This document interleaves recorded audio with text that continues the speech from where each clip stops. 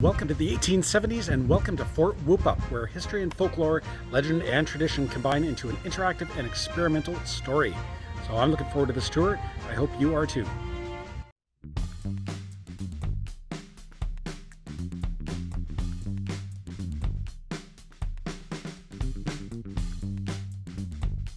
Two packages of coffee, 2 full buffalo robes. I don't know if I would like coffee that much. Zach here from Scenic Sights and Bites. Decided to take the motorcycle out for a ride and I ended up at Fort Whoop-Up. So while we're here, why don't we check this out? So where exactly is Fort Whoop-Up? Well, Fort Whoop-Up is located in beautiful, sunny southern Alberta in the city of Lethbridge, actually. And Lethbridge has actually got quite a bit of history. It is definitely worth the trip.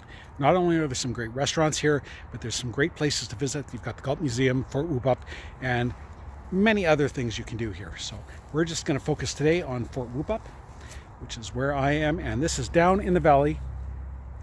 And on one side of the valley over there is West Lethbridge. On the other side of the valley, they just say north and south, but that's on the east end, of course, of the valley. Through the trees is the famous Lethbridge train trestle. So that in itself is an absolute sight to see. It is huge. There's a lot of history behind that as well. So they've got a couple of animals here. Now they've got a miniature horse and her name is Silver and she's really beautiful. And then they have a donkey here named Jackie. Now apparently Jackie likes to hide in the shade, so I don't even know if we're going to see her. Apparently Jackie has a little bit of attitude. So tell me, what do you like best about this place? Food's pretty good, they treat you good. Got your friend Grumpy Donkey Jackie. So I think our tour is about to start here soon, so I'm going to go make my way inside.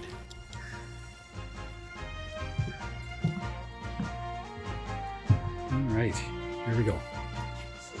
Okay, so the first thing you're going to notice when you come in here, you're going to be greeted by a lovely lady that is going to take your payment. And actually the prices are very reasonable here if you have a look. Now, right now, because of the whole COVID-19 situation, it's by guided tour only. And that's okay, because you're probably going to learn a lot more in a guided tour. That is one of the things, and they do fill up fast. So you're going to want to make sure you get here early. Amelia, are you allowed to phone in and book times? Or do you have to? Okay. Phoning in, we are encouraging people to book online through our website. Okay, and what's the website? It is Fort Whoop-Up, but it's also with the Galt. So you can either search Fort Whoop-Up or the Galt Museum, and the first link will be what you're looking for. And you can sign up right there for one of the guided tours. Yes. Right on, thank you. All right, so let's have a quick look at the gift shop.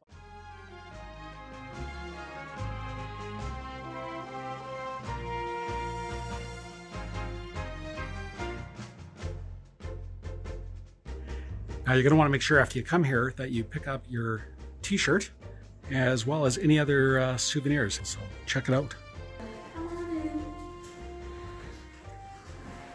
So we like to start the tour off in the Blackfoot Gallery, just to recognize that the fort is located on traditional Blackfoot territory. So if you guys look on the map here, this is actually traditional Blackfoot territory. It runs from the North Saskatchewan River all the way down to Yellowstone, to the east into the Great Sandhills, and then west to the Rocky Mountains. And there is also 4 tribes, a part of the Blackfoot Confederacy. That is Siksika, which is east of Calgary. Scotbeat Buguni, which is the Blackfeet across the border in Montana area, so Browning, Montana, if you guys heard of that. And there is Biguni Nation, which is near Pincher Creek along the mountains. And there is the Kainai or Blood Tribe, which is just neighboring the Lethbridge area. Within this territory, the buffalo back before the mid 1800s, before the fur trade, whiskey trade happened, they would kind of migrate throughout this area, and the Blackfoot people would kind of follow them. So throughout the seasons, so they can have access to food, shelter, clothing, tools. So that's kind of cool to know. Before we had horses, We did use the wolves to carry our luggage, our teepees. Back then, before the 1800s, our teepees were a lot smaller back then because we didn't have horses. So in these teepees, you can fit like 2 to 6 people, a small family. They did use the buffalo hide back then, and they would sew anywhere from 5 to 8 buffalo hides together for the teepees. And the buffalo hide were special because they were warmer in the winter, cooler in the summer. Of course, now we use the canvas, which is easier to get, right? And of course, when we set up our teepees, they always face east. Because the wind, right? You don't want to wake up and open it to a big snowdrift. Also, the Blackfoot people, like to rise with the sun and wake up. So if you guys turn around, check out the everyday tools in the glass. Bottom right corner, there is the back then lighter, which is the stone and rock. They also had the snake and the lizard. The snake was for the boys, the lizard was for the girls, pouches. They would make them. Of course, there's a doll made, the arrows. So with the Blackfoot people, the arrows weren't really used for buffalo hunting, just because, buffaloes were huge, right? So what they did was the buffalo jump. You guys have heard of that, right? So that's how they, hunted buffalo.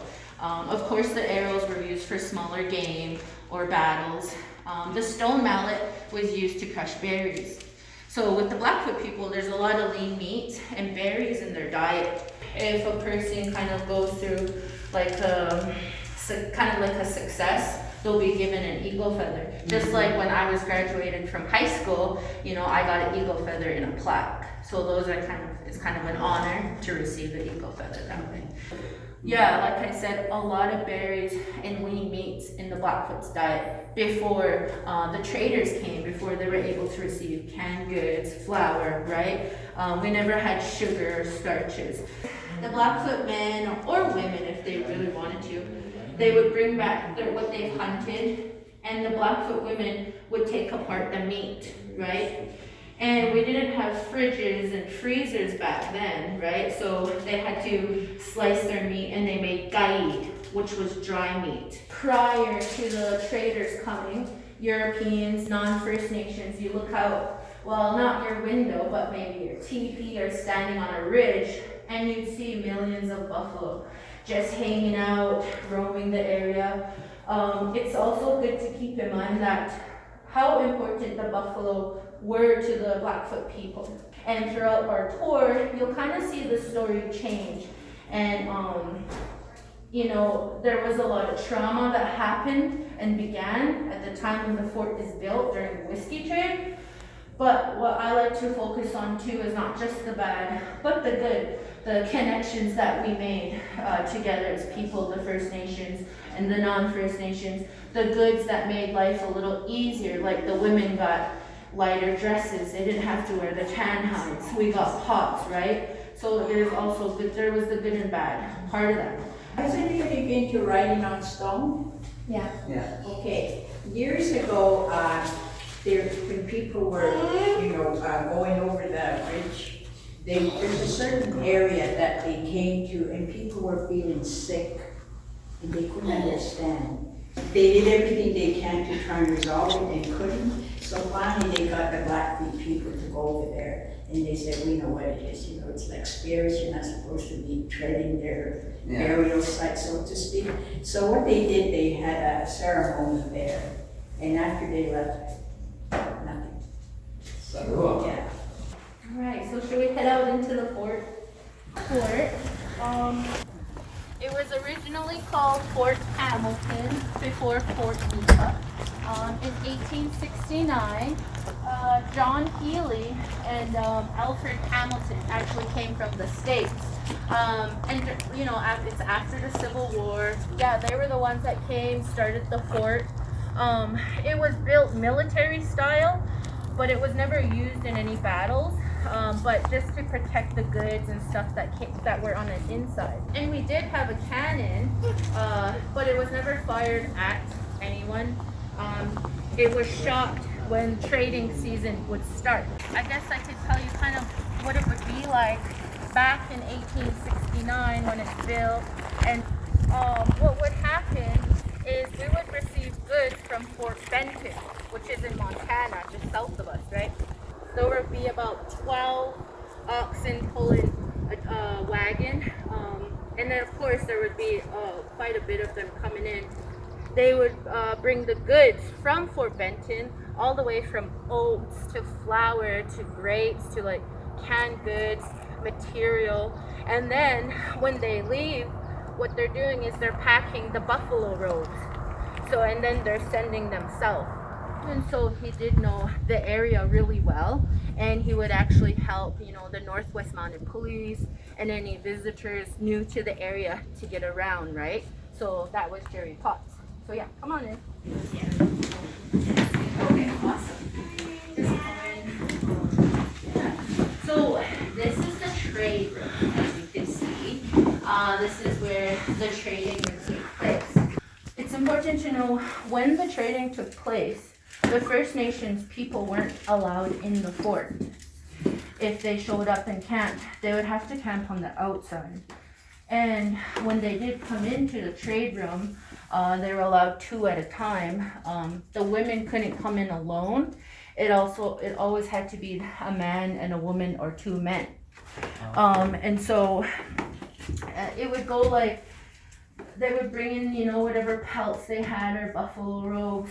They would get inspected, pushed down into the storage room, and they would be told what they can trade for.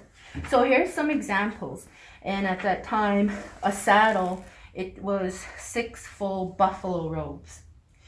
A large kettle, a full buffalo robe. 2 packages of coffee, 2 full buffalo robes. So you can kind of see how, I mean, the buffalo robes are huge, right? I don't know if I would like coffee that much to bring to hunt 2 buffaloes, but you never know. And so what would take place during that time is when the First Nations people would be on the outside waiting to come in or coming in, the tradespeople in the fort would give the First Nations a drink. So they would give them a drink of the firewater or the whiskey, which was kept locked up right here. And that could kind of show how they kind of started to grow that independence on alcohol. That's where the violence started to happen. And think at that time, we didn't have the Northwest Mounted Police in this area. So during that time, a lot of violence broke out and traumas began. But that's where I said, you know, we don't focus just on that. We like to recognize the good and the bad because we just want to, here at the fort, tell the real story, right? And I mean, you could see behind my grandma there is a recipe for the firewater. I mean, it includes chewing tobacco. I don't think I would drink that.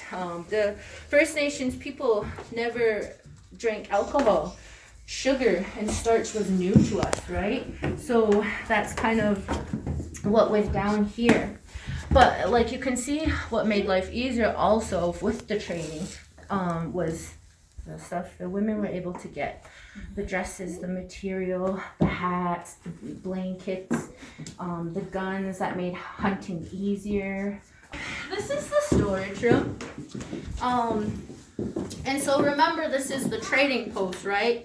It wasn't like a battle fort. So the busiest time for the fort was in the winter because of this. Because the buffalo robes were the best in the winter because they were thicker and fuller, darker. And in the summer, the buffalo robes are thinner and lighter. So that's why they traded during the winter time, right? And you guys can see here too what the bull trains were bringing in. All these goods, there's so many. Yeah, so as you guys can see, these were the other pelts we had besides the buffalo robes. And if you guys look up here, that's kind of how they would store the buffalo robes. They would press them with a fur press and just kind of make them so that they can pack more in the wagons, right? This is the men's quarters, so kind of where all of them, the ones that were running the fort, will kind of stay. I could imagine it smelled good and pretty good in here with all their hanging clothes. In their bathtub, that must have been fun. And you guys have heard of Nicholas Sharon, right? So he was important to the area because he was actually the first coal miner in this area. So, and then he started to supply like around this area and ship it out south and up north. And yeah, they camped in here just kind of for protection, and then they would build the fort outwards like that. Everyone's gonna treat the cook good. The cook was the one who got his own room. He had his own, he got treated good because he was in charge of the food. Of course, the stoves back then were made out of stone. Right now, these are replicas, so they're made out of the cast iron. And then this room here would be for the head traders, like Hamilton, Healy, whoever's here managing the fort, kind of keeping tabs on what's coming in, what's going out, kind of like the accountant, manager man. And he was treated very well too. And as you'll see here, he got better clothing, a bigger bed, he got it good. There was women and children at the fort. It wasn't a place for them, but they were here. Yeah. So kind of the spot where the head traders would entertain guests.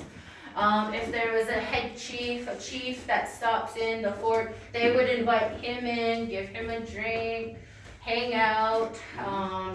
Pretty much entertainment. This is actually the 150th anniversary, time where the fort was built. The city of Lethbridge and the Gulf feel like we shouldn't look at it as a celebration because it was a lot of trauma for some peoples, right? But we do want to recognize it, that the story has been this long, and we like to continually share it, especially with reconciliation throughout Canada. This is an important history for all of us, especially the locals too. There is actually pictures of the main guys that were here. Hamilton, Healy, Davis, Dave Akers, the cook. Up north where we are at that time, we had a lot of muskets. And those are the guns that are, you have to load them. They take longer to load. The States actually had the repeating rifle. There was a battle between the Crees and the Blackfoot, right? The Cree are from up north, Blackfoot are here. We don't know how it happened, like exactly. The Cree were killing the Blackfoot that day, a lot of them. And it just so happened that our neighbors from the south, the Blackfeet, were camped nearby, right? And then they heard what was going on. So they came rushing, and then they helped, their neighbors. And the repeating rifle is what they had because they're from the south, so they already had it, right? So that kind of was an advantage. So they came. A lot of the Crees died. They did send a few or two back home. They told them, go home, tell your people what happened. And in this day, though, we do have peace with the Cree. There is peace between the Crees and the Blackfoot, and that's good. And this is the armory room, like I said.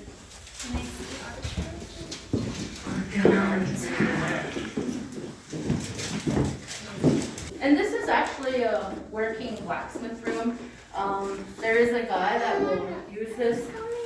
He did make some tools, like some knives, and I think a branding sign. And they're actually in the gift shop, so that's kind of cool. And this is the wood shop. The worker was William Gladstone. So he was kind of in these areas working throughout the season. He would fix the wagon wheels, the wagons, make tools that anyone needed. So yeah, this tool here is a draw knife, I think, and how it was used was to shave the bark for the posts for the fort, right? So this is the last room of the fort. There's a jail here. Feel free to look in the jail. So like I said, the fort was busiest from 1869 to around 74. And in 74, around the fall time, the Queen did hear that there was a lot of violence happening in the West. There was a lot of stuff happening here. We had no police yet, so they actually dispatched 300 Northwest Mounted Police to come this way. Those are the only clothes they were given at that time. And imagine coming this way in the winter. It's 3 months of travel by horse. It's cold. They were led by James McLeod. When they got here, there was only 100 left. What they were thinking on their way, they're like, oh, we're gonna get to the Fort Hoopup. It's full of scoundrels, it's full of criminals, you know, they have a lot of whiskey. And then the fort heard they were coming. So they thought, oh, the Northwest Mounted Police are coming. They're gonna attack us and take our whiskey. So they got rid of the whiskey, right? It wasn't here. They pull up, the Northwest pull up. The trading post is just quiet. It's deserted. They've gotten rid of the whiskey. The busiest time is over, you know, so they pull in. Dave Akers by then purchases the fort. He tells them, you want to buy it? They say, well, how much? $25,000. At that time, that's a lot. And they said, oh, no, forget about it. So they do. That's when they head to Fort McLeod. And that's where they make the trading post for the Northwest. They hung out here for a bit, of course, because they're busting all the whiskey traders in this area at that time. Yeah, so that's the fort. And we'll head out to the wagon, too. All right, so we're going to be taking a wagon ride here. And we've got Mark and John. So is Mark the lighter one? Yes, Mark is this one. John is behind you. So they're just doing a bit of a meet and greet with the horses right now before we hop in the wagon ride. It's going to be about a 15-minute ride. Really looking forward to it. Folks, this large stone that's in this little wooden fenced area here, this is an important stone to our First Nations people, the Blackfoot people in this area. It is called the medicine stone. Many of the folks still come and make say prayers and make offerings there. Okay, so we're part of the last great battle between the First Nations people took place. The Cree and the Assiniboia Alliance against the Blackfoot people. The other historical thing that is quite noted for that's in our park is straight ahead of us is our Blackfoot high-level bridge. That bridge was completed in 1908, and the first train went across it in August of that year. All the metal was prefabricated and made in eastern Canada and shipped out by rail, and then assembled in 10 months by 150 men. Pretty fast assembly, isn't it? Yeah. Wow. The bridge is the longest and tallest bridge of its type in the world when it was completed. It was 1 mile and 40 feet long and about 300 feet tall at its highest point. It is still used to this day. It's a privately owned bridge by the Canadian Pacific Railway, and it's still used daily. They painted it black because black absorbs the heat of the sun, and we get lots of sun in this area, and even in the wintertime we have lots of sun, and because it absorbs the heat of the sun, there's not a large accumulation at any given time of snow or ice on the bridge. Plus it's a very open bridge, so that probably helps too.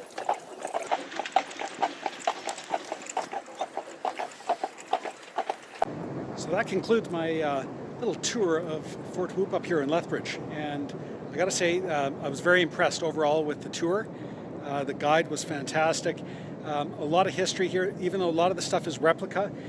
It was done very, very well, and you know, if you're going to be in the area, definitely come by and check it out. Okay, so I'm just here with my tour guide Nikki, and I gotta say I was very impressed, very happy.